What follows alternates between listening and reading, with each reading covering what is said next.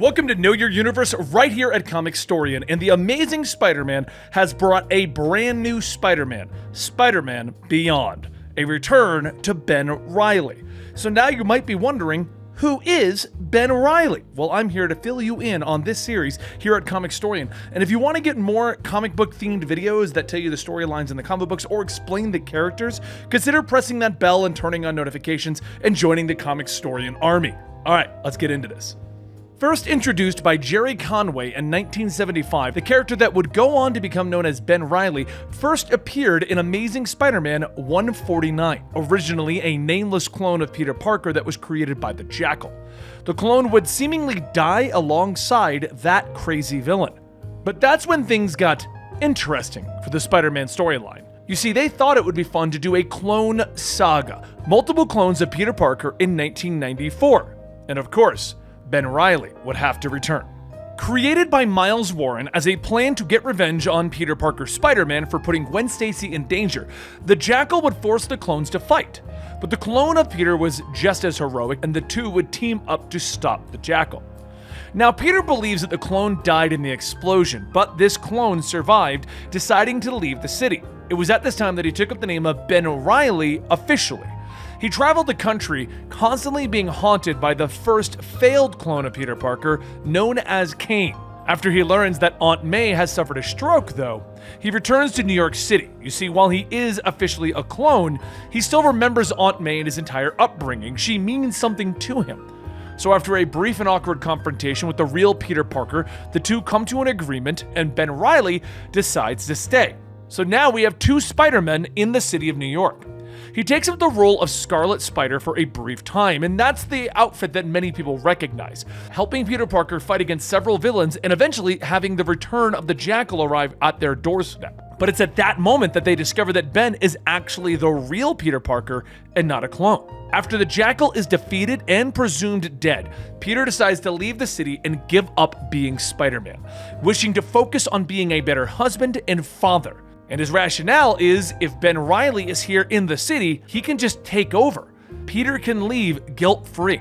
So, Ben Reilly takes up the role of Spider-Man once again, donning a brand new costume. However, he decides against returning to life as the normal Peter Parker and decides that he'll become a barista at the Daily Grind. He then goes through the usual Spider-Man stuff: failed relationships, personal responsibility, and even the usual Peter Parker luck of always being broke. From an editorial point of view, it was decided that Peter Parker being married to Mary Jane was just not interesting.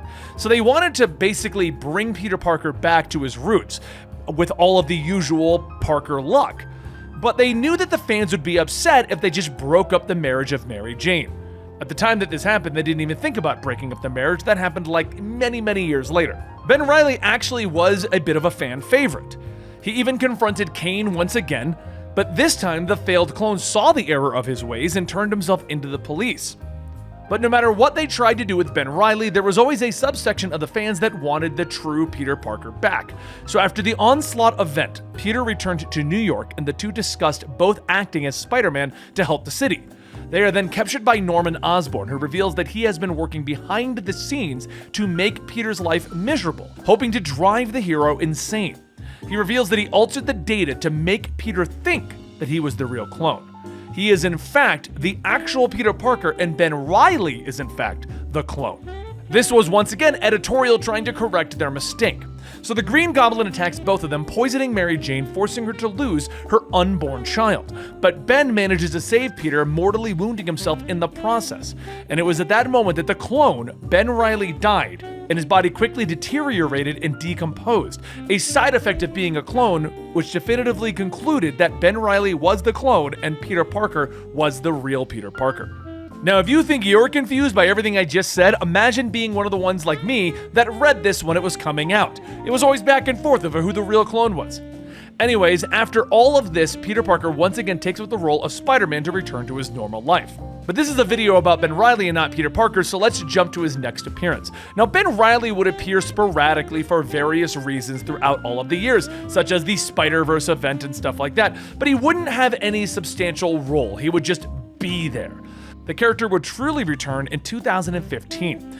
It was revealed that Miles Warren, the Jackal, didn't die, and instead, he retrieved the remains of Ben Reilly after his death, He would then continue to clone Ben Reilly several times, imparting his memories into each new body and slowly driving the clone insane. In his 27th body, Ben Reilly managed to break free and defeat Miles Warren, but that wasn't enough for him. He decided to take over the title of the Jackal, and he adopted a new Anubis mask. He developed a plan to release a virus across the world that would kill everyone and allow him to replace their bodies with clones.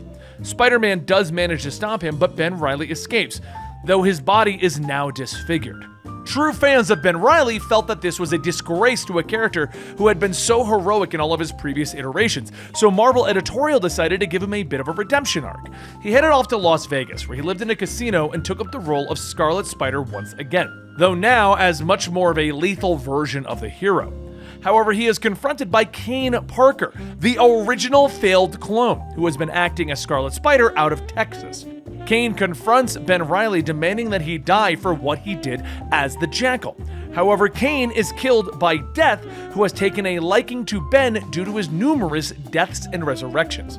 She then heals both Kane and Ben and explains that Ben Reilly is being tested. However, he is once again killed and restored, his soul shattering and becoming evil. Then, during the Spider-Geddon event, he works with the Inheritors to help their cloning technology.